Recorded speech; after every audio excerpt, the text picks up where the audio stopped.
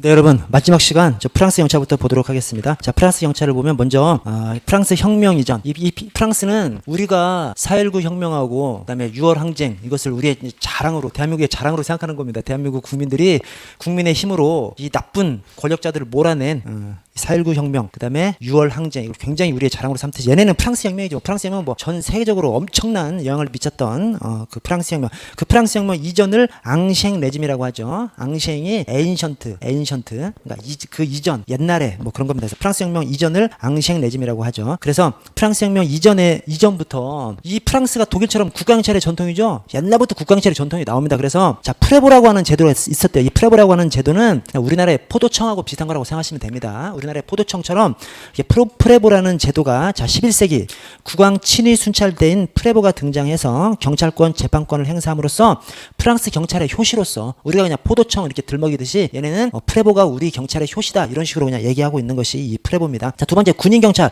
14세기 상당히 오래 전이에요. 최근이 아닙니다. 이 중세 때 14세기에 군대 주둔지 치안은 군이 담당해라 라고 해서 군대 주둔지 치안을 군이 담당한 거예요. 그때부터 지금까지 이 프랑스 경찰의 가장 큰 특징이 군인 경찰이거든요. 군인 경찰이 존재한다는 것이 프랑스 경찰의 가장 큰 특징입니다. 그래서 프랑스에는 군인 경찰이 있어요. 평상시에는 경찰로 활동하고 평상시에 경찰 활동하면서도 군 훈련까지 받아요. 그래서 유사시에는 또 군으로 편제가 되는 이 군인 경찰이 존재한다는 것이 프랑스 경찰의 가장 큰 특징이거든요. 그 군인 경찰이 언제부터? 초중세 때부터 14세기 때부터 군 주둔지 치안은 군이 담당토록 함으로써 군인 경찰이라는 희한한 전통이 프랑스에서는 있었던 것이고 왜냐? 군하고 경찰은 확 다르지 않습니까? 이 근대 이후 군하고 경찰이 확 분리가 되죠. 각국에서. 왜? 군이 일반적인 치안을 담당하면 막 무력적으로 가버리니까 국민들을 괴롭힐 수가 있으니까 일반적인 치안, 일반적인 사회 질서 유지는 군이 아닌 별도의 조직, 그 별도의 조직이 경찰이고 별도의 조직이 경찰이 담당하는 것이 전 세계의 공통적인 현상이죠. 근대로 넘어오면서 일반적인 치안은 군대가 담당하지 않는 것이. 근데 프랑스는 초중세 때부터 군대가 치안을 담당하고 그것이 오늘날까지 이어오고 있습니다. 그래서 평상시에는 치안을 담당하고 평상시에 치안을 담당하면서 또 군사 훈련까지 받아가지고 유사시에는 군 지휘를 받도록 군대로서 움직이는 그런 경찰 조직이 있는 것이 프랑스의 특징인데 중세 때부터 있었습니다. 오래된 겁니다. 오래된 거. 자, 밑에 3번에 파리 경찰국을 보시면 17세기 루이 14세가 그때 파리에 최초의 경찰국장을 임명하고 이후 다른 대도시에도 경찰국장을 임명했습니다. 즉 얘네는 상당히 오래전부터 이 근대 이전부터 군인 경찰도 있고 뭐 프레보라는 제도가 있고 군인 경찰이 있고 또 파리 경찰국장처럼 대도시에는 국가에서 이렇게 지명한 그런 경찰 조직을 운영해 오고 있었던 것이죠.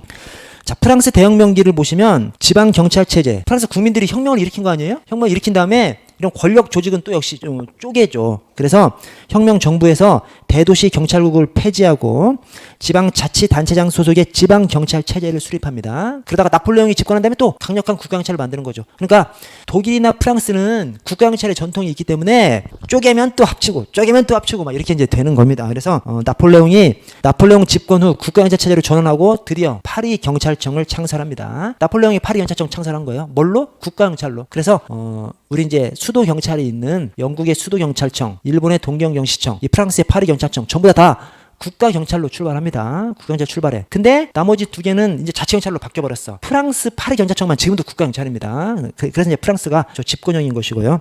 그래서 나폴레옹이 파리 경찰청을 창설하고 지방군 경찰 사령부, 군인 경찰 또 추가로 설치하고요.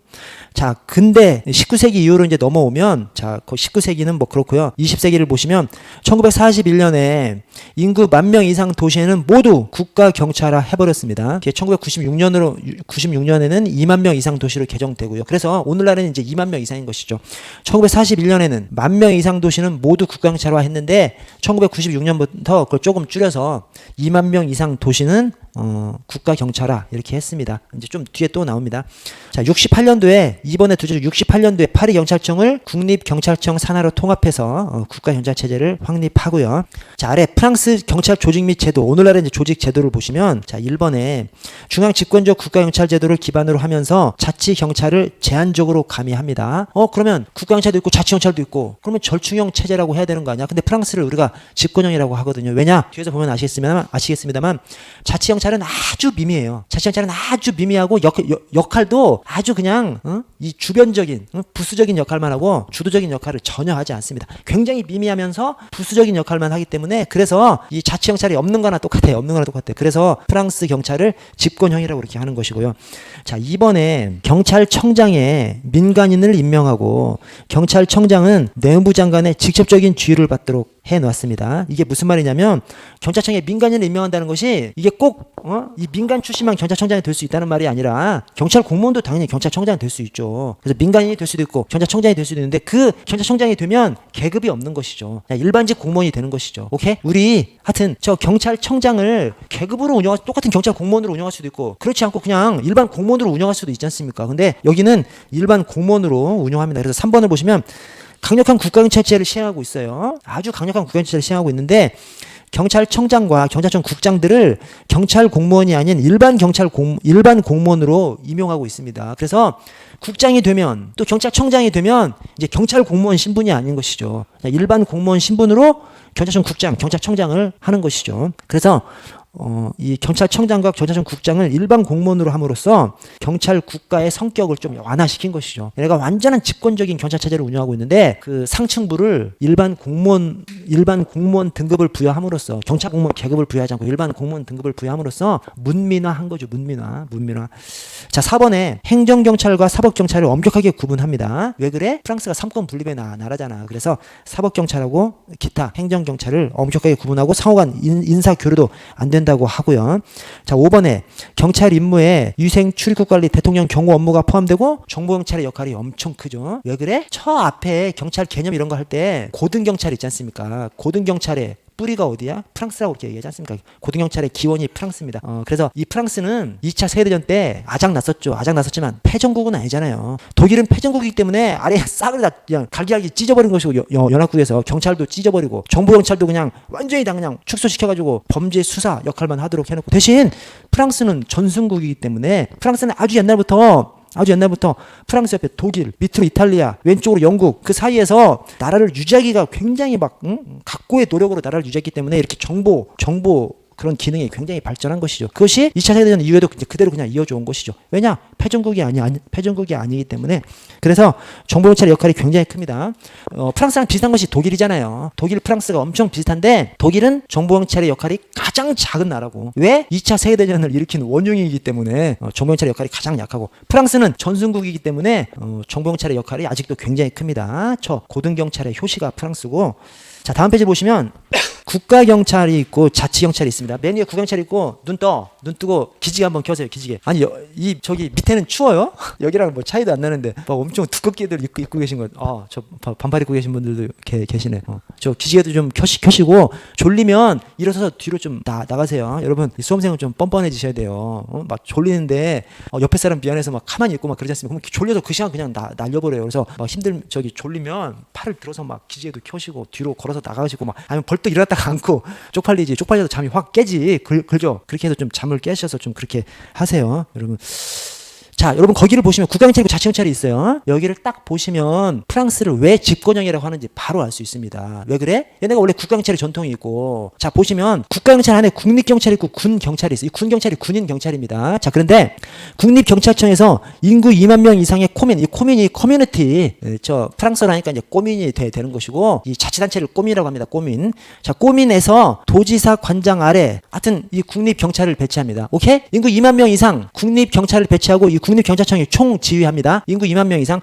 저 밑으로 와서 2번에 군인경찰을 보시면 거기 2번에 국립경찰이 배치되지 않은 인구 2만 명 미만의 꼬민에 군인경찰을 배치해요. 인구 2만 명 이상 국립경찰, 인구 2만 명 미만 군인경찰을 배치해. 근데 국립경찰, 군인경찰이 다 국가경찰이야. 국가경찰이 다 담당하는 겁니다, 그냥. 그럼 자치경찰은 뭐해? 저 밑에 자치경찰을 보시면 3번에 자치경찰을 보시면 1항에 인구 2만 미만이거나 인구 2만 미만은 뭐가 배치돼 있어? 군인경찰이 다 배치돼 있잖아요. 군인경찰이 배치돼 있음에도 불구하고 인구 2만 미만이거나 인구가 적은 지역의 기초자치단체장이 지방의회 동의를 얻어서 선택적으로 설치. 즉 자치경찰은 있는 곳도 있고 없는 곳도 있고, 그리고 자치경찰 배치된 것도 이미 군인경찰이 다 해. 인구 2만 이상은 국립경찰, 인구 2만 미만은 군인경찰. 둘 다 국가경찰이야. 국가경찰이 다 담당하는 거예요. 자치경찰은 그냥 부수적으로 있는 겁니다. 부수적으로. 그래서 거기 자치경찰에 그 아래에 화살표 국가경찰과 자치경찰의 관계 1번을 보시면 중간에 자치경찰은 그냥 제한된 경찰권만 행사합니다. 그래서 맨 밑에 3번을 보시면 딱 알 수가 있어. 교통사고가 발생했어. 그러면 교통사고 조사는 국가경찰이 담당하고 교통정비 정도 자치경찰이 하는 거예요. 그래서 이 프랑스는 국가경찰이 인구 2만 이상 국립경찰, 그래서 국립경찰청이 쫙 다 지휘해. 인구 2만 미만은 군인경찰. 근데 군인경찰도 국가경찰이야. 그래서 국가경찰이 인구 2만 이상이나 인구 2만 미만이나 전부 다 국가경찰이 다 하는 겁니다. 대신 자치경찰은 보충적으로 인구가 별로 없는 곳에 보충적으로 설치할 수도 있고 설치 안 할 수도 있고 설치가 된 경우에도 부수적인 업무만 합니다. 부수적인 업무만. 자, 위에 국립경찰부터 한번 보시면 자, 국립경찰청 인구 2만 명 이상의 꼬민에서 도지사 관장 아래 이 국립경찰청을 두고요. 자, 이번에 이 내무부 장관 지휘하에 있는 국립경찰청이 전국을 통일적으로 지휘 감독합니다. 즉 저기 프랑스의 국립경찰을 보시면 저 도지사도 일정 부분 관여를 하고 근데 국립경찰청장이 하여튼 총 지휘합니다. 국립경찰청이 총 지휘하는데 도지사도 일부 관여하고 또 내무장관도 일부 관여하고 그러나 어쨌든 중심적으로는 국립경찰청장이 지휘 감독하는 것으로 그렇게 이제 돼 있고요. 자, 4번에 행정경찰, 사법경찰 모두 내무부 소속 국가 공무원이고요. 자, 아래 파리경찰청을 보시면 1번 최초 내무장관 직속기관으로 즉 국가경찰로 출발합니다. 근데 1968년에 국립경찰청 산하로 통합됩니다. 그러니까 국립경찰청이 이 권한이 막 이렇게 좀 확대되는 것이죠. 국립경찰청이 덩치를 막 키우는 것이죠. 그래서 지금 파리경찰청이 국립경찰청 소속입니다. 자, 다만 파리경찰청장을 지휘하는 것은 국립경찰청장이 아니라 내무장관입니다. 왜 그래? 국립경찰청장이 아까 국립경찰 전체를 지휘하잖아요. 원칙적으로 지휘하는 것이 국립경찰청장인 것이죠. 그래서 국립경찰청장이 막 권한이 너무 세지니까 저 핵심인 파리경찰청은 내무장관이 직접 지휘 감독하는 것이죠. 그래서 이렇게 좀 견제와 균형이 이루어지도록 그래서 국립경찰이 굉장히 힘이 세기 때문에 파리경찰청은 내무장관이 직접 지휘하도록 그래서 이 파리경찰청이 국립경찰청장 소속으로 돼 있어요. 그러나 직접적인 지휘 감독은 내무장관이 하도록 이렇게 좀 엇갈리게 견제 균형을 이렇게 만들어 놨습니다. 아래 화살표를 보시면 파리경찰청장은 내무장관 추천으로 대통령이 임명합니다. 파리경찰청 엄청 중요하겠죠. 전 세계적으로도 엄청 대도시가 이 파리지 않습니까? 그래서 파리. 자, 3번에 이 파리경찰청에서는 수도인 파리만 담당하는 것이 아니라 주변의 3개 도의 치안까지 함께 담당하고 있고요. 그 다음에 아래 당구장 표시를 보시면 파리 지역에는 상호 견제를 통한 정확한 정보 수집을 위해서 국립경찰과 군인경찰을 중첩적으로 배치하고 있대요. 그러니까 이 프랑스는 인구 2만 명 이상은 국립경찰, 인구 2만 명 미만은 군인경찰 딱 이렇게 구분이 되어 있지 않습니까? 대신 제일 중요한 파리 지역만큼은 두 개를 다 배치해 놓은 것이죠. 왜 그래? 프랑스에서 테러도 엄청 일어나지 않습니까? 프랑스에서 테러 일어나면 하여튼 이 파리 경찰청이 중점적으로 나서서 해야 되는데 어쨌든 파리 수도가 엄청 중요하기 때문에 국립경찰, 파리경찰청 그다음에 군인경찰도 추가로 배치해가지고 어떤 소요사태 이런 것들이 일어나면 군인경찰도 함께 이렇게 출동할 수 있도록 그렇게 운영하고 있다고 합니다. 자, 아래 군인경찰을 보시면 이번에 국립경찰이 배치되지 않은 인구 2만 명 미만의 꼬민에 도지사 지휘를 받아서 경찰 업무를 수행하고요. 아래 화살표에 단 사법경찰로 활동할 때는 수사판사, 검사의 지휘를 받고요. 3번에 국방부 장관 소속입니다. 대신 평시 지휘권, 평시 조직 예산권은 내무장관한테 이관했다고 해요. 그러니까 소속은 국방부 장관 소속입니다. 그러니까 군인경찰이지. 소속이 내무장관으로 바뀌어버리면 그냥 군인경찰이 아니죠. 소속은 국방부 장관 소속이지만 평시 지휘권, 평시 조직 예산권을 내무장관에게 이관했어요. 왜냐? 어떤 비상이 생기지 않으면 그냥 일반 경찰하고 똑같이 활동을 하기 때문에 대신 평상시에 경찰로 활동하다가 군사 훈련을 받는 거죠. 그러다가 이제 전쟁이나 전쟁 비스무리한 것이 발생하면 군인의 역할로 바뀌어버리는 것이 군인경찰이기 때문에 그래서 국방부 장관 소속은 맞아요. 맞습니다. 이것도 막 지문이 여러 가지가 있어. 교수들마다 어떤 교수는 막 아예 그냥 소속도 저쪽 내무부다 이렇게 얘기하는데 그렇지 않습니다. 이것은 두 가지로 생각하지 마시고 소속은 국방부 장관이야. 대신 평시 지휘권, 평시 조직 예산권을 내무장관한테 이관해놨으면서 평상시에는 내무장관이 관할을 하도록. 그러나 소속 자체는 국방부 장관한테 뒀으니까 군인경찰이지. 소속 자체까지 그냥 내무장관한테 넘겨버리면 그건 군인경찰이 아니죠. 자, 4번 군인경찰의 신분은 군인이기 때문에 국방 임무를 수행하면서 경찰 기능을 수행합니다. 그래서 평상시에 경찰 업무를 하면서 군사 훈련까지 받는 것이죠. 그러다가 유사시에는 군으로 바뀌어버리는 것이죠. 군 지휘체계를 따르게끔 돼 있는 것이 이 군인 경찰이죠. 자, 아래 자치경찰은 인구 2만 명 미만이거나 인구가 적은 지역의 기초자치단체장이 지방의회 동의를 얻어서 선택적으로 설치합니다. 즉 자치경찰이 있는 곳도 있고 없는 곳도 있는 것이죠. 자, 자치경찰이 있는 곳은 저 국가경찰이랑 중첩되죠. 자치경찰이 있는 곳은 저 국립경찰청 소속이나 또는 군인경찰 소속 여기하고 중첩이 돼버리죠. 중첩이 돼버리면 서로 다투지 않는다는 거예요. 왜냐? 업무, 역할과 임무를 명확히 구분한다는 거예요. 어떻게? 주도적인 역할은 국가경찰이 하고 자치경찰은 부수적인 역할만 하기 때문에 원칙적으로. 그래서 국가경찰과 자치경찰의 관계가 1번 자치경찰은 제한된 경찰권을 행사해요. 그래서 그 밑에 화살표에 국가경찰과 자치경찰은 담당 업무가 명확히 구분되어 있어서 양자 간 충돌이 없다는 거예요. 그래서 그걸 확실히 나타내는 것이 3번에 교통사고가 발생해. 교통사고 조사는 국가경찰이 담당하고 교통정리 같은 거 이런 그런 지원을 자치경찰이 담당함으로써 서로 그냥 충돌되지 않도록 업무가 구분돼서 운영되고 있습니다. 자, 오른쪽으로 수사권 등을 보시면 저 독일이랑 비슷합니다. 하여튼 독프 비슷하고 영미 비슷하고 그래요. 그래서 1번 수사의 주체인 수사판사 검사의 지휘를 받도록 한다. 즉 검사가 지휘권자예요. 그래서 여기 똑같은 겁니다. 법적으로는 검사 지휘를 받고 실질적으로는 경찰이 수사의 우위를 가지고 있고 그래서 법적으로는 검사의 지휘를 받고 2번에 단 경찰의 독자적 수사 개시권을 법으로 인정해놨는데 3번에 실제에 있어서는 수사의 주도는 경찰이 하고 왜냐? 검사는 수사 인력이 없기 때문에 그래서 이런 점은 저 독일이랑 비슷합니다. 아래 일본 경찰을 볼게요. 일본 경찰. 자, 일본 경찰의 역사를 보시면 메이지 유신. 이 메이지 유신이 명치 유신, 메이지 유신. 이 메이지 유신이 일본 근대화의 출발점이죠. 우리나라의 갑오 개혁이 일본에서는 메이지 유신이죠. 우리나라의 갑오 개혁이 일본에서는 메이지 유신이에요. 일본의 메이지 유신이 우리보다 한 20여 년 먼저 일어났죠. 이러면서 완전히 뒤집혀져 버린 것이죠. 일본은 문호를 개방해서 신문물을 확 받아들여 버리고 우리나라는 쇄국 정책을 씀으로써 그냥 고립된 그래서 그렇게 몇십 년 지나가 버리니까 일본이 그냥 우리나라보다 엄청 세져 버리고 우리나라는 그냥 그래서 이제 일본한테 당하게 되는 것이죠. 자, 메이지 유신 이전에는 거기 첫째 줄 끝에 각 지방의 번을 중심으로 번주와 그에 봉사하는 사무라이들이 지방의 치안을 담당했죠. 한마디로 이 각 지방의 번을 중심으로 이게 이제 영주들이죠, 영주들. 그러니까 한마디로 메이지 유신 전에는 지방에서 여러분 이 봉건제도가 있지 않습니까? 우리나라는 봉건제도를 거치지 않았잖아요. 이 세계적으로 좀 특이한 나라입니다.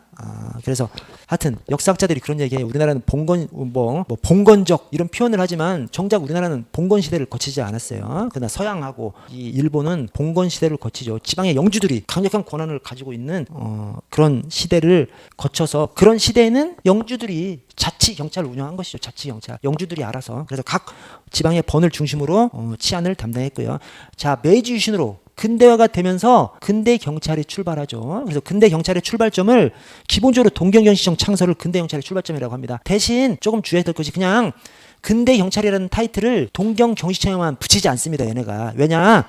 아까 어디야? 저기 영국에서 수도경찰청 얘기하면서 저 보호가의 주자들 얘기하듯이 영국 근대경찰 얘기할 때 근대경찰의 출발이 수도경찰청입니다. 그러나 또 보호가의 주자들 이 사람들도 근대경찰이라는 표현을 뭐 근대경찰의 효시다 이런 표현을 반드시 수도경찰청에만 붙이지 않거든요. 보호가의 주자들 이런 곳에도 붙이거든요. 즉 수도경찰청이 탄생하게 된 그 징검다리 역할을 한 이 일본도 마찬가지입니다. 일본 근대경찰의 출발을 동경경시청으로 잡습니다. 그러나 그 근대경찰의 출발이라는 이런 표현을 꼭 동경경시청에만 담지는 않아요. 그래서 자 메이지 유신부터 이제 근대경찰이 출발하는데 자 메이지 유신 보시면 메이지 유신부터 미군정 이전기까지 자 강력한 경찰 체제, 정부 보호의 중점, 그 옆에 국민의 생명 재산 보호가 아닌 그 아래 군국주의의 도구화. 자 이게 우리 갑오개혁할 때도 한번 언급을 했었습니다. 제가 뭐냐면 일본의 근대경찰의 출발, 즉 동경경시청 창설하면서 일본의 근대경찰 출발한 것이 일본은 군국주의 경찰로서 근대경찰이 출발합니다. 우리나라는 일본의 등살에 못 이겨서 근대화를 한 것인데 그때 우리나라는 유교주의나 이런 사람들의 머릿속에 들어있던 것이 민주, 민권, 민생 이런 것들을 생각한 이 민주주의 경찰로 우리는 출발한 것이죠. 왜냐? 경찰을 창설한 사람들의 생각이 민주주의적이었던 것이죠. 그러나 일본의 근대 경찰은 강력한 경찰체제, 정부 보호의 중점, 국민의 생명 재산 보호가 아니고 군국주의의 도가. 일본의 근대화는 군국주의 경찰로 이제 출발했다는 것을 나타내는 것이고요. 자 밑에 각 경찰 시대를 보시면 자 병부성 시대, 사법성 시대, 내무성 시대 이게 뭘 얘기하냐면 옛날에는 군하고 경찰하고 통합돼 있지 않습니까? 그래서 우리나라도 근대화 되기 전까지는 그냥 군 조직을 두고 그냥 이게 그냥 경찰 업무까지 수행했다고 이렇게 봐버리는 거지 않습니까? 그래서 병부성에서 근대화가 되면서 내무성으로 이렇게 넘어오죠. 이게 이제 근대화인 것이고 근대화. 군하고 경찰이 분리되는 것이 근대화지 않습니까? 그래서 병부성에서 내무성으로 넘어오는데 그 사이에 사법성을 거쳐서 내무성으로 넘어옵니다. 자, 그래서 내무성에 동경경시청을 창설하는 것이 일본 근대경찰의 출발이야. 다만 제가 아까 말씀드린 대로 일본 근대경찰의 출발은 동경경시청인데 일본 근대경찰 이런 타이틀을 꼭 동경 경시청만 붙이는 건 아니라니까요. 그래서 거기 보시면 자, 병부성 시대에 병부성 관할의 번병 부병이 치안을 담당합니다. 즉 군이 그냥 치안까지 담당하는 그런 상태에서 이제 사법성 시대, 내무성 시대로 넘어오는 거야. 그러면서 이 최초의 근대 경찰인 동경 경시청을 만들어내게 하는 그 징검다리 역할을 하는 것이 아까 영국의 보호가의 주자들처럼 그 징검다리 역할을 하는 것이 동경부의 나졸, 오케이? 동경부 나졸, 그다음에 경보료 이런 것이 있었습니다. 동경부의 나졸, 그다음에 경보료 이런 경찰 조직한테 근대 경찰이라는 타이틀을 함께 그냥 써요. 그래서 동경 경시청 말고 나머지 것에다가 근대 경찰, 뭐 최초의 근대 경찰 이런 식으로 표현했다고 해서 틀린 지문으로 보시면 안 됩니다. 꼭 저 영국의 보호가의 주자들처럼 영국의 근대 경찰의 출발은 수도 경찰청이지만 근대 경찰의 출발을 꼭 수도 경찰청만 붙이지 않는다니까. 보호가의 주자들, 이 근대 경찰의 출발인 수도 경찰청이 있게 한 그 징검다리 역할을 한 보호가의 주자들한테도 뭐 최초의 근대 경찰 이런 표현을 써줍니다. 그런 식으로 일본도 마찬가지입니다. 동경경시청이 최초의 근대 경찰이야. 그러나 최초의 근대 경찰이라는 표현을 거기다만 쓰는 것이 아니라 동경부 나졸, 그 다음에 경보료 여기다도 이제 써줍니다. 그래서 자, 동경부 나졸을 갖다가 근대적 경찰제도 태동 이렇게 표현을 씁니다. 근대적 경찰제도의 태동으로 동경부에 나졸 3,000명을 설치해서 얘네들한테 월급을 줘가면서 이제 하는 것이죠. 옛날하고 다르게 월급도 줘가면서. 자, 밑에 사법직무정제라는 법령을 통해서 그런 법령을 통해서 동경부 나졸을 증원하면서 사법성 관할로 변경합니다. 그러니까 병부성에 동경부 나졸을 최초에 설치하는 것이죠. 군인으로서. 근데 오늘날의 경찰하고 유사해. 이게 동경부 나졸이에요. 근데 거기서 인원을 늘리면서 사법성 관할로 변경됩니다. 아, 이제 점차 문민화되는 것이죠. 군 소속에서 점차 이제 문민화되는 거예요. 사법성으로 바뀝니다. 자, 3번에 경보료라는 것이 등장합니다. 경보료. 이 경보료라는 것이 등장한 법령이 경보료라는 경찰 조직이 등장한 법령이 경보료 직제장정이죠. 경보료 직제장정에서 경보료라는 경찰 조직이 등장하는 겁니다. 그래서 프랑스 경찰 제도를 모방한 국가 경찰 조직인 경보료. 이 경보료한테도 근대 경찰의 시초다 이런 표현을 또 똑같이 써준다니까요. 그래서 그 경보료 아래 화살표 맨 뒤에 경보료는 최초 사법성 소속이었다가 내무성 소속으로 바뀝니다. 그래서 동경 경시청만 최초의 근대 경찰이 아니라 동경부 나졸 3,000명 또 경보료 이것도 최초의 근대 경찰인 것이죠. 근데 동경부 나졸 3,000명은 병부성 소속이었다가 사업성 소속으로 바뀌고요. 그다음에 경보료는 사업성 소속이었다가 내무성 소속으로 바뀌는 것이죠. 그러니까 이제 경찰이 병부성, 사법성, 내무성으로 오는 거예요. 내무성으로 오는 것이 이게 정상적인 것이죠. 내무성으로 왔어. 그 다음에 동경 경시청이 내무성에서 창설되는 것이죠. 그래서 그 밑에 내무성 시대를 보시면 1번 내무성 관할로 최초의 근대 경찰은 동경 경시청을 창설합니다. 일본 근대 경찰의 아버지인 가와지 도시오시의 건의에 의해서 창설하고요. 자, 2번에 동경 경시청의 이원적 관리, 일반 경찰 사무는 내무 대신이 지휘를 하고 국가 사무, 정치 경찰은 총리 대신이 지휘를 함으로써 이원적 지휘를 함으로써 일본 경찰이 이 정치권의 영향을 많이 받는 일본 경찰 정치화의 발단이다. 정부 경찰 업무는 총리 대신에 지휘를 받게 함으로써 그래서 그렇게 표현을 하고요. 아래 3번에 지방경찰 정비를 보시면 행정경찰 규칙 제정으로 지방경찰도 국가 사무는 내무 대신 지휘 명령을 받도록 중앙 집권화하고요. 자, 다음으로 넘어가겠습니다. 자, 미군정기. 일본도 패망국이죠. 일본도 패망이니까 또 역시도 쫙쫙 찢어버리죠. 연합국에서 일본의 군 조직, 군은 그냥 아예 그냥 군 없는 것으로 만들어버리고 그다음에 경찰도 쫙쫙 찢어버립니다. 그래서 자, 철저한 제도 개혁이 전제적 요소의 메이저헌법 폐지하고 2번 제국주의 시절의 각종 치안일법 폐지하고 3번 경찰 수뇌부 그다음에 전국의 사상 경찰 관계자들 다 그냥 파면시켜버리고요. 4번에 특별 경찰 헌병대까지 다 그냥 폐지시켜버립니다. 자, 경찰을 찢어. 어떻게 찢어? 완전 자치경찰을 만들어버립니다. 대신 수사권은 경찰에 부여합니다. 왜 그래? 미군정을 실시하니까 미국의 영향을 받는 것이죠. 미국 제도의 영향을 받아서 경찰법의 범죄 수사가 경찰의 임무를 규정하고 이번에 검사의 독점적 수사권 폐지하고 경찰한테도 수사권을 부여합니다. 미국 제도, 미군정을 실시하니까 미국 제도를 그냥 따라가 버리는 것이죠. 자, 그러면서 자치경찰제를 운영하는데 즉 경찰을 쫙쫙쫙 찢어버리는 것이죠. 연합국에서 이제 승리하니까 이 패전국 일본 군대는 그냥 없애버리고 일본은 그냥 군대 그냥 없애버리고 그다음에 이 경찰은 쫙쫙 찢습니다. 쫙쫙 찢는 것이 이 지방자치제 실시하는 것이죠. 그 지방자치제가 1947년 구경찰법이 있고요. 그다음에 1954년 신경찰법이 있습니다. 일본의 행정조직이 도도부현 시정촌이거든요. 도도부현 시정촌. 뭔 단계가 그렇게 많어? 아니 많은 게 아니에요. 이게 도도부현 시정촌. 이게 도가 동경도, 이게 홋카이도, 북해도 하나입니다. 그리고 부가 오사카부하고 교토, 오사카부, 교토부 하나 두 개밖에 없어요. 그러니까 사실은 이게 현이죠, 현. 광역자치단체가 일본의 광역자치단체가 이제 현이고 현하고 비슷하게 독립적으로 있는 것이 도토부가 있는 것이고 하나 둘 나머지 이제 현이 엄청 많고 이 시정촌이 우리의 이제 기초자치단체죠. 근데 1947년 구경찰법에서는 아예 그냥 쫙 찢어버린 거예요. 시정촌 단위로 자치경찰제를 운영해버린 거예요. 그러다가 그것이 너무 막 혼란스러우니까 1954년도에 신경찰법에서 도토부현 단위의 광역자치단체 단위별로 자치경찰을 새로 좀 통합을 좀 시킨 겁니다. 그래서 구경찰법 1947년도에 시정촌 기초자치단체 차원의 자치경찰제를 시행합니다. 그래서 내용을 보시면 이번에 민주적인 경찰관리 국가공안위원회와 지방공안위 공안위원회 제도를 도입하고요. 자, 지방분권화 확실하게 찢어버린 것이죠. 시정촌 단위로. 그래서 시와 인구 5,000명 이상 정촌에 자치경찰을 두고 그 외 지역에 국가지방경찰을 뒀어요. 이원화를 시켰는데 자치경찰이 굉장히 작게 이제 찢어 놓은 것이죠. 문제점이 과도한 분권화로 인해서 뭐 제대로 안 들어간 거죠. 너무 막 찢어 놓으니까 어떤 곳은 잘 운영되고 또 어떤 곳은 막 제대로 운영되지 않고 이 자치 경찰 간 차이가 엄청 심각해지는 것이죠. 그리고 또 이번에 재정도 부족해서 딸에서 월급을 제대로 못 주니까 이 지역 유지들의 도움을 받는 것이죠. 그러면서 유착 문제도 엄청 심해지고 그래서 아래 신경찰법 1954년에 왁구를 다시 짭니다. 왁구를 다시 짠 것이 광역자치단체 유주의 자치경찰제도로 변합니다. 그래서 도토부현 중심의 자치경찰제도로 바꿉니다. 그래서 내용을 보시면 1번 능률화 국가지방경찰 폐지하고 경찰 운영 단위를 도토부현으로 도토부현 자치경찰로 일어나하고요. 자, 민주화 끝에 도토부현 경찰은 원칙적으로 자치경찰 성격을 부여함으로써 그러니까 그 전에 1947년 구경찰법에서는 자치경찰이 있고 초국가지방경찰이 있고 이제 그런 거지 않습니까? 근데 그렇게 하지 않고 자치경찰로만 운영되도록 그렇게 했고요.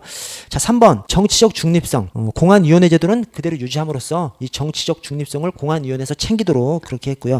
자, 4번에 국가적 성격과 자치적 성격의 조화 그럼에도 불구하고 경찰청은 놔둔 것이죠. 경찰청. 그래서 경찰청은 원칙적으로는 자치경찰을 지휘하지 않는데 예외적으로 자치경찰을 지휘하도록 함으로써 국가적 성격과 자치적 성격의 조화를 이루도록 그렇게 했고요. 자, 5번에 치안 책임의 명확화. 국가가 분담할 특정 사항을 명문화해서 했고요. 또 국가공안위원회 위원장을 국무 대신으로 일본은 장관이 있고 대신이 있습니다. 그래서 일본의 경찰청 장관이에요. 그러나 일본의 경찰청 장관이 장관인 것에 대해서 뭐 일본은 뭐 장관급이고 우리나라는 뭐 차관급이다 이렇게 일본하고 비교하지 않습니다. 왜냐면 일본은 진짜 장관은 대신이거든요. 일본은 큰 부처의 장은 대신이라고 하고 작은 부처의 장을 장관이라고 하거든요. 그래서 일본 경찰청의 장이 일본 경찰청장을 경찰청 장관이라고 합니다. 그런데 국가공안회 위원장은 대신으로 해요. 대신. 뭐냐면 경찰청장 장관급인데 경찰청을 관리하는 국가공안위원회 위원장은 진짜 장관, 즉 대신급으로 만들어놨어요. 그래서 이 경찰이 국가공안위원회의 하부 기관으로 만들어놨습니다. 더 아랫단계 기관으로 만들어놨습니다. 그래서 저 오른쪽에 보시면 구체적으로 경찰 조직 및 제도를 보시면 자, 전반적인 특징이 국가경찰과 자치경찰의 이중적 체제로 구성되어 있습니다. 즉 자치경찰이 다 운영을 해. 자치경찰인데 대신 경찰청이 있어요. 그 경찰청이 관구 경찰국을 두고 이 지방 경찰국까지 두면서 경찰청이 운영되고 있습니다. 그러면 경찰청 또는 경찰청의 하부 기관인 관구 경찰국에서 자치경찰을 지휘 감독해? 하지 않습니다. 원칙적으로는 지휘 감독하지 않아. 그러나 예외적으로 일정한 규정이 있겠죠. 일정한 사항들에 대해서는 또 예외적으로 또 지휘 감독하도록 또 해놨어요. 그래서 일본 경찰을 국가경찰과 자치경찰의 이원적 구조라고 얘기합니다. 그것이 뭐 지방에 자치경찰도 있고 국가경찰도 있고 이런 것은 아닙니다. 그냥 자치경찰만 있어요. 자치경찰만 있는데 경찰청이 있어. 그리고 경찰청 산하에 관구경찰국이 있어. 이 관구경찰국이 또는 경찰청장이 자치경찰을 지휘 감독하지 않습니다. 원칙적으로 지휘 감독하지 않아요. 그러나 예외적 항목을 정해놓고 예외적으로 지휘 감독을 해요. 그래서 일본의 경찰 체제를 국가경찰과 자치경찰의 이원적 체제다 이렇게 좀 표현을 합니다. 자, 먼저 국가경찰 경찰청과 관구경찰국을 보시면 경찰청은 국가공안위원회 관리하에 두고요. 이번에 경찰청 장관은 국가공안위원회가 내각 총리 대신 총리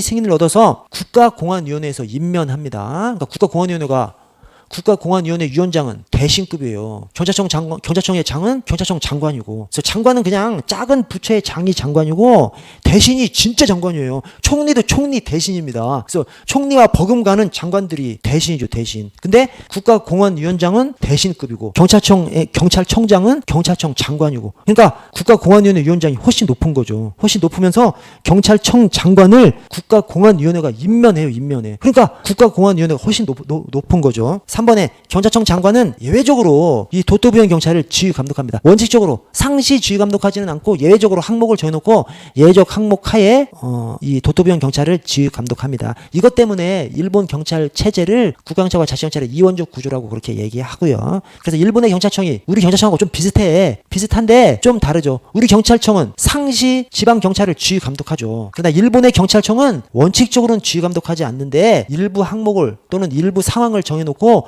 예외적으로 지휘 감독합니다. 자, 관구경찰국, 경찰청의 지방 기관인데 전국에 6개 관구경찰국을 둬요. 근데 관구경찰국을 둔 그 6곳에 동경도와 북해도는 제외됩니다. 그러니까 동경도와 북해도는 그냥 동경경시청, 홋카이도 경찰본부, 이 두 가지가 그냥 있는 것이죠. 자, 2번 전국적 연락조정과 광역수사협력 필수성 등에 의해서 설치된 것이 관구경찰국이고요. 3번 관구경찰국장이 이 도토부현 경찰을 지휘 감독하느냐? 원칙적으로 지휘 감독하지 않습니다. 대신 예외적으로 소장사무 범위 내에서 예외적으로 일정한 요건, 사항을 정해놓고 예외적으로 부현 경찰을 관리합니다.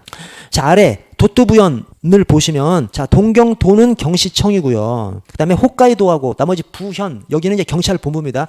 동경에는 동경도 경시청. 도토부현 중에서 맨 처음 동경도는 동경도 경시청이고, 나머지 부현은 홋카이도 경찰본부, 그 다음에 부가 이제 오사카부 교토부, 또 경찰본부, 현도 경찰본부입니다. 그래서 도토부현이 동경도 경시청, 나머지는 도부현 경찰본부죠. 동경도 경시청, 도부현 경찰본부. 자, 동경도 경시청의 장인 경시총감은 국가공안위원회가 도공안위원회 동의와 내각 총리 대신에 승인을 얻어서 임명합니다. 오케이? 아까 경찰청 장관도 국가공안위원회에서 임명하잖아요. 근데 동경도 경시청장도 국가공안위원회가 임명합니다. 그러니까 국가공안위원회가 막강한 권한을 가지고 있는 것이죠. 자, 도부현 경찰본부장은 국가공안위원회가 도부현 공안위원회의 동의를 얻어서 또 임명합니다. 하여튼 국가공안위원회가 그냥 막강한 권한을 가지고 있는 것이 이 일본의 경찰 시스템입니다. 우리 국가경찰위원회는 완전 허수아비 조직이잖아요. 우리 국가경찰위원회는 완전 허수아비 조직이고, 톡하라고 얘기해서 그냥 경찰 퇴임하고 자리 하나 주는 그런 것으로 그냥 전락해버렸어요. 그래서 역할이 굉장히 좀 약한데, 일본의 국가공안위원회는 경찰청 위에 있는 것이, 경찰청 위에 있고 실질적인 역할을 하는 것이 국가공안위원회입니다. 자, 아래 보시면, 아래 1번 지사소알 도도부현 공안위원회의 관리하에 둡니다. 도도부현 자치경찰은 지사소알 도도부현 공안위원회의 관리하에 둡니다. 경찰청을 국가공안위원회 관리하에 두듯이 도도부현 경찰은 도도부현 공안위원회의 관리하에 둡니다. 자, 3번을 보시면 3번 도도부현 경찰은 자치경찰의 성격과 국가경찰의 성격을 함께 가진다고 합니다. 왜 그래? 독립적으로 경찰력을 집행하지만 아까 경찰청장하고 그 다음에 저 관구경찰국장이 예외적으로 도도부현 경찰을 예외적으로 지휘 감독한다니까요. 그래서 이 자치경찰에 대해서 자치경찰적 성격과 국가경찰의 성격을 함께 가지는 것으로 이렇게 표현하기도 합니다. 그러니까 자치경찰인데 도토부현 경찰이 자치경찰인 것은 맞아요. 그러나 예외적으로 경찰청장하고 관구경찰국장이 지휘 감독을 받는 경우가 있기 때문에, 그래서 국가경찰의 성격과 자치경찰의 성격을 함께 가진다, 이렇게 표현을 합니다. 그래서 일본도 절충형인 것이죠. 일본 경찰이 자치경찰제를 운영하고 있어요. 그러나 경찰청이 있어. 경찰청은 하부에 관구경찰국까지 6개를 두고 있어. 그 경찰청장하고 관구경찰국장이, 경찰청장은 도토부현 경찰에 대해서, 관구경찰국장은 도는 아니고 부현 경찰에 있어서 일정한 경우 예외적으로 지휘 감독하는 경우가 있기 때문에 일본 경찰의 성격을 국가경찰적 성격하고 자치경찰적 성격이 섞여 있다. 그래서 이제 일본의 경찰제도를 구분할 때 절충형으로 구분하는 것이, 영일호부독 절충형으로 구분하는 것이 이제 그런 이유 때문이고요. 맨 아래 당구장 표를 보시면 교번과 주재소, 이 교번이 고호방이죠, 고호방. 그러니까 일본어로 하면 이제 고호방이죠, 고호방. 그래서 일본의 파출소가 뭐예요? 우리 흔히 그냥 고호방이라고 얘기합니다. 일본 가면 고호방 많이 보죠. 자, 그런데 이 교번과 주재소, 이게 우리 파출소에 해당하는데, 고호방은 도시에, 우리가 주로 보는 것이 이제 고호방이죠, 고호방. 그것이 이제 도시에 있고, 주재소는 산간이나 섬에 설치되는데, 가장 큰 특징이 얘네가 파출소에서 이 고방, 주재소 여기서 112 신고 출동은 하지 않습니다. 그래서 얘네가 주로 뭐 타고 막 순찰 다녀? 자전거 타고 오토바이 타고 이렇게 순찰을 많이 다닙니다. 그래서 얘네들이 주로 우리가 생각하는 지역사회 경찰활동적 그런 업무를 파출소에서 수행하고 112 신고 처리는 경찰서에서 따로 이 순찰 부대를 따로 그 순찰 직원들을 순찰차를 따로 운영하는 것이죠. 그래서 이 파출소에 해당하는 교범과 주재소에서는 112 신고는 담당하지 않고 지역 주민들 뭐 범죄 관련 정보 수집하고 대화하고 뭐 그렇게 하는 것이 이 고방 경찰입니다. 다음 페이지 보시면 자 공안위원회를 보시면 공안위원회에서 가장 중요한 게 뭐 비상설입니다. 일본의 공안위원회가 국가공안위원회 위원장은 대신입니다. 대신 국무대신이에요. 국무대신 엄청 높은 사람입니다. 장관보다 하나 더 높은 거예요. 진짜 장관이죠. 진짜 우리 대한민국에서 말하는 장관이 이 국가공안위원회 위원장이죠. 그리고 이 국가공안위원회에서 실질적인 일을 엄청 많이 합니다. 각종 임명권도 가지고 있고 그다음에 사법경찰직원 징계 파면권도 가지고 각종 권한을 엄청 가지고 있는데 비상설이래. 비상설. 나 진짜 이해를 못하겠다. 한번 가봤는데 일본 국비 여행 제가 한번 그 국비 출장 한번 갔다 왔었는데 그때 이런 걸 물어봤어야 되는데 그 일본에서 경찰기관 엄청 방문했었거든요. 근데 지금 뭐 어디가 어딘지를 모르겠어. 그때 막 설명을 해주는데 우리나라하고 조금 다른 그런 것을 좀 느꼈거든요. 그냥 이게 우리가 시도경찰청급이냐 이런 걸 물어보니까 막 복잡하게 설명하더라고요. 그것이 아마 그거였나 봐. 관구경찰국 한 군데 갔다 오고 그다음에 뭐 현 경찰본부 한 군데 갔다 오고 또 경찰서 또 몇 군데 갔다 오고 그랬었던 것 같아요. 그런데 일본의 국가공안위원회가 또 도토부현 공안위원회가 실질적인 역할을 해. 그런데 비상설이래요. 이게 가장 큰 특징입니다. 비상설이 뭐예요? 상시 일을 하지 않고 업무가 있을 때만 딱 소집되는 거지 않습니까? 그래서 실질적인 역할을 하는데 비상설이래. 이게 엄청 우리 생각이 언밸런스한 겁니다. 언밸런스하니까 시험에 나오는 것이죠. 그래서 일본의 공안위원회는 하여튼 비상설이다. 머릿속에 꼭 심어 두시고요. 자, 1번 경찰의 관리기관으로서 즉 경찰 위에 있는 거죠. 이 공안위원회가 경찰 위에 있는 겁니다. 국가공안위원회는 경찰청 위에 있는 것이고 그다음에 도토부현 공안위원회는 도토부현 경찰 위에 있는 겁니다. 위에. 그래서 경찰의 관리기관으로서 비상설의 공안위원회를 운영하고 있고 2번 경찰의 민주성과 정치적 중립성을 확보하려고 이 공안위원회를 두는 것이고요.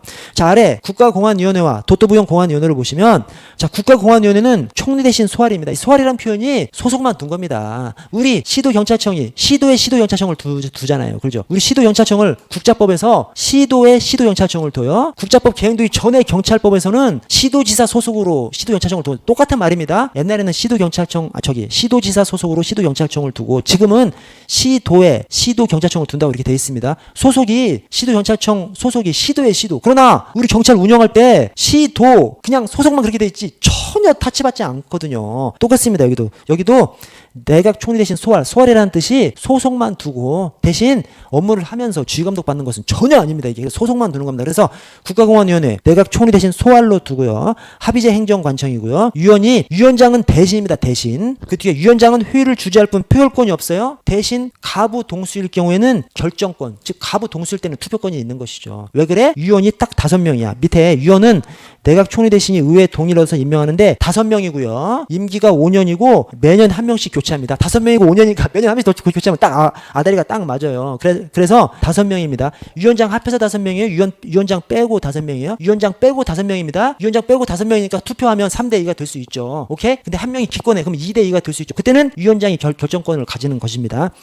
아래 경찰, 검찰 근무 경력자는 퇴직 후 5년이 지나야 위원이 될 수 있습니다. 자, 위원, 이 공안위원회 위원 반드시 경찰 출신이어야 하지 않아요? 즉, 이 국민의 목소리를 듣는 차원에서 국민 중에서 선발하는 것이지 반드시 경찰 출신이어야 하지 않습니다. 경찰 출신이 아니어도 이 공안위원회 위원이 될 수 있습니다. 대신 경찰 출신이라면 그만두고 5년이 지나야죠. 오케이? 우리나라 경찰위원회랑 똑같아요. 우리나라 국가경찰위원회도 그렇고 시도자치경찰위원회도 그렇고 자 국가경찰위원회 임기가 3년이지 않습니까? 근데 경검 국군은 그만둔 다음에 3년 지나야 할 수 있죠. 오케이? 3년을 하니까 그만두고 3년을 기다려서 3년을 하는 거죠. 오케이? 3년 또 연임할 수도 없으니까 3년 기다렸다가 3년 하는 겁니다. 일본은 임기가 5년이니까 5년 기다렸다가 5년 하는 것이죠. 5년 기다렸다가 5년 하는 거예요. 그래서 경찰, 검찰 근무 경력자는 퇴직 후 5년이 지나야만 위원이 될 수 있고요. 자, 권한을 보시면 중간에 경찰청 장관 임명권을 가지고 있고요. 또 감찰 활동권 가지고 있고요. 아래 사법 경찰 직원에 대한 징계 파면권을 가지고 있대요. 징계 요건이 아니라 징계 파면권. 실질적인 역할을 하죠. 근데 비상설이래. 나 이해를 못하겠어. 우리가 이해가 안 되기 때문에 시험에 나옵니다, 이게. 그래서, 하여튼, 실질적인 역할을 하고 있는데, 비상설이래요, 비상설. 아래 도토부현 공안위원회, 도토부현 지사 소활입니다. 이 소활 역시 도토부현 지사, 소속으로만 돼 있고 도토부현 지사의 지휘 감독을 받는 것은 아니고요. 자, 위원은 지사가 도토부현 의회 동의를 얻어서 위원을 임명합니다. 역시 경찰, 검찰 근무 경력자는 퇴직 후 5년이 지나야 위원이 될 수 있습니다. 5년 기다렸다가 5년 할 수 있는 것이죠. 자, 아래 수사권 등을 보시면 1번에 사법경찰과 검사는 각각 독립된 수사기관이고 상호 대등한 협력 관계를 구축하고 있습니다. 자, 이 중에서 그러니까 검사도 수사를 할 수 있는 것이죠. 다만 경찰과 검찰의 수사를 비교하면 경찰이 1차적 근원적 수사권자고 검찰이 2차적 보충적 수사권자입니다. 이게 우리나라 조정된 다음에 우리나라랑 똑같은 것이죠. 우리나라도 일본하고 이제 체계가 다른 것이 있지만 이 수사권은 거의 이제 따라간 겁니다. 따라가서 우리나라도 지금 1차적 근원적 수사권자가 이제 경찰이 됐고 2차적 보충적 수사권자가 검찰이 됐죠. 검찰은 수사 개시할 수 있는 범죄 자체를 확 줄여놔 버렸지 않습니까? 그러니까 우리는 모든 것에 대해서 수사를 할 수 있는 것이고 검사는 일정한 항목에 대해서만 수사를 개시할 수 있는 것이고. 자, 그래서 사법경찰 직원이 1차적 수사기관이고 검사가 2차적 수사기관이고요. 자, 이번에 이것이 우리랑 이제 다른 겁니다. 뭐냐면 경찰은 일반적인 수사 개시권과 수사 진행권, 체포, 압수, 수색, 검증 영장 청구권을 가집니다. 오케이? 그러니까 이게 우리랑 다른 것이 우리도 수사 개시권 가지고 있지. 근데 영장 청구권은 안 가지고 있잖아요, 우리는 영장 신청하면 검사가 무조건 영장 청구권이죠. 근데 일본 경찰은 일부 영장 청구권을 가지고 있는 것이죠. 그 아래 화살표에 대신 얘네 경찰은 수사 종결권하고 구속영장 청구권은 가지고 있지 않습니다. 검사만 가지고 있습니다. 이것도 우리랑 또 다른 거야. 여러분, 우리 경찰은 수사 종결권 가지고 있어요? 가지고 있잖아요. 수사 종결권 가지고 있습니다. 예, 가지고 있어요. 뭐야? 우리가 송치, 불송치 결정을 할 수 있잖아요. 그 자체가 수사 종결권입니다. 송치 결정은 불송치 결정권. 물론 우리가 불송치 결정을 했는데 고소인 등이 이의 신청을 해. 그럼 무조건 또 검사 사건으로 다시 넘어가지만 송치하도록 돼 있지만 그러나 어쨌든 송치, 불송치 결정을 할 수 있는 거 그 자체가 수사 종결권입니다. 우리는 수사 종결권을 가지고 있는데 일본 경찰은 수사 종결권을 가지고 있지 않고 또 우리는 영장 청구권이 전혀 없는데 얘네는 구속 영장 청구권을 제외한 나머지 영장 청구권을 가지고 있는 거죠. 얘네 이제 구속 영장 청구권이 얘네 이름이 구류 청구권이에요. 구류 청구권. 근데 얘네는 구류 청구권만 빼놓고 나머지 영장 청구권을 가지고 있고 우리는 영장 청구권을 아예 가지고 있지 못하고. 그러니까 우리는 수사 종결권을 가지고 있고 영장 청구권을 가지고 있지 않고 일본 경찰은 수사 종결권은 없어. 그러나 일부 영장 청구권을 가지고 있는 것이죠. 3번에 검사는 사법경찰 직원에 대해서 일반적인 지휘권, 지시권을 가지고요. 사법경찰 직원이 정당한 이유 없이 검사 지휘 지시에 따르지 않을 경우 공안위원회에 대해서 징계 파면 요구할 수 있습니다. 그래서 검사가 징계 파면을 요구할 수 있고 그러면 공안위원회에서는 징계 파면권을 가지고 있고 근데 공안위원회가 비상설이래. 아, 진짜 이해할 수 없는. 자, 오른쪽 중국경찰을 보시면요. 중국경찰은 뭐 안 보셔도 됩니다만 근데 저기 한번 간단하게 보죠. 자, 먼저 중국경찰은 그냥 지들 맘대로죠. 중국 공안, 우리가 공안이란 말을 못 써. 왜 공안이란 말 쓰면 그냥 사람들 이미지에 엄청 중국 공안 때문에 그렇죠. 중국 공안 때문에. 공안이란 말이 엄청 좋은 말인데 뭐 치안, 다스리는 안전보다 공안, 공공의 안전이 훨씬 좋은 말이죠. 근데 이 중국 공안 때문에 우리가 공안이란 말을 못 쓰는데 왜 그래? 강한 정치성. 얘는 오로지 공산당의 경찰인 것이죠. 공산당의 경찰인 것이고 2번 중앙 집권과 지방 분권의 결합체. 그래서 이 공안기관을 처중앙 정부에서도 관할하고 또 지방 정부에서도 또 일정 부분 관할하고 해서 이중적인 지위를 받고 있다고 하고요. 광범위한 권한을 가지고 또 민간 경찰 조직이 또 있습니다. 얘네 공안이 엄청 힘이 세니까 민간 경찰 조직을 공안이 엄청 힘이 센데 인원이 부족하니까 민간 경찰 조직을 만들도록 한 다음에 민간 경찰 조직이 실질적인 경찰권을 행사하는 민간 경찰 조직도 있다는 거예요. 자, 아래 경찰 조직을 보시면 자, 국무원 공안부. 얘네 부장이 우리 장관이죠. 얘네는 무슨 부 장관이라고 하지 않고 무슨 부장이라고 그냥 해버립니다. 그래서 얘네 공안부가 얘네 경찰이 공안부 단위로 일개 부서로 제대로 잘 돼 있습니다. 그래서 공안부가 경찰이고요. 자, 2번에 공안부장이 장관급이죠. 얘는 장관급이 다 부장이라고 합니다. 외교부장, 공안부장 이렇게 이제 말합니다. 그래서 우리의 장관에 해당하는 것이 부장이고요.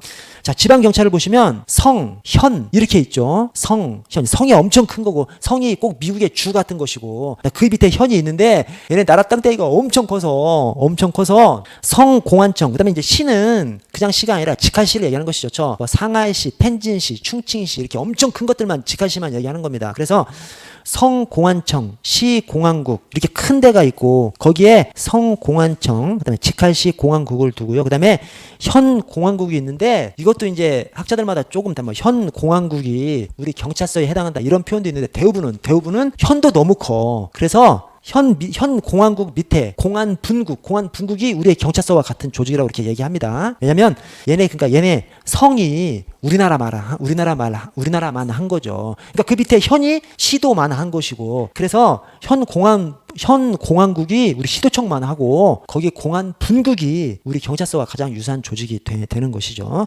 자, 공안파출소 두고 있고요. 아래 수사권을 보시면 1번 사법경찰은 특별한 규정이 없는 경우에 원칙적인 수사 주재자고요. 그래서 모든 수사의 주재다 이렇게 표현은 하지 않고요. 왜냐하면 얘네들도 검사가 일정한 수사를 하거든요. 그래서 모든 수사의 주재자 이렇게 표현하지는 않고요. 자, 체포는 공안기관의 체포증에 의합니다. 즉 검사, 판사 거칠 필요 없이 그냥 자체 체포증 만들어가지고 그냥 체포해버려요. 자, 검찰 법원의 사전 승인 필요치 않고요. 자, 두 번째, 공안기관은 직접 지명수배 영장을 발부할 수 있어요. 대신 세 번째, 구속만큼은 인민검찰원의 승인 또는 인민법원의 결정을 거친 후, 그래서 검찰이나 법원을 거쳐야만 구속할 수 있고요. 구속을 뺀 체포, 그다음에 수배 이런 것들은 그냥 자체적으로 그냥 해결할 수 있고요. 자, 이번에 검사가 예외적인 수사 주재자입니다. 아래 경찰 검찰 관계를 보시면 경찰과 검사의 관계가 상호 협력 관계고요. 상호 협력 관계인데 실질적으로 어디가 세? 경찰이 훨씬 세죠. 왜냐, 아까 그 체포하고 뭐 이런 것을 검사, 판사 거치지 않고 그냥 경찰 자체적으로 해버린다니까요. 그리고 여기 아래 2번에 검찰은 직접 수사하는 경우가 있는데, 직접 수사할 때 체포 구속에 집행권이 없어요. 그래서 체포 구속하려고 하면 공안기관 협조를 받아야만, 그러니까 경찰의 협조를 받아야만 체포 구속할 수 있는 것으로 그렇게 운영이 되고 있습니다. 한마디로 중국은 검찰, 경찰 관계가 법에는 대등기관으로 돼 있는데 실질적으로는 경찰이 압도적으로 센 것이죠. 아까 독일하고 프랑스는 법상으로는 검사 우위, 실질적으로는 경찰 우위 이렇게 돼 있는데, 중국은 법상으로 대등, 실질적으로는 경찰이 그냥 압도적인 이렇게 운영되고 있습니다. 여러분 그 뒤에 각국의 수사 구조는 한번 읽어보세요. 조금 이제 정리를 해놓은 겁니다. 읽어보시고 내일 이제 진짜 경찰학, 이 경찰 행정법부터 좀 보도록 하겠습니다. 수고했습니다.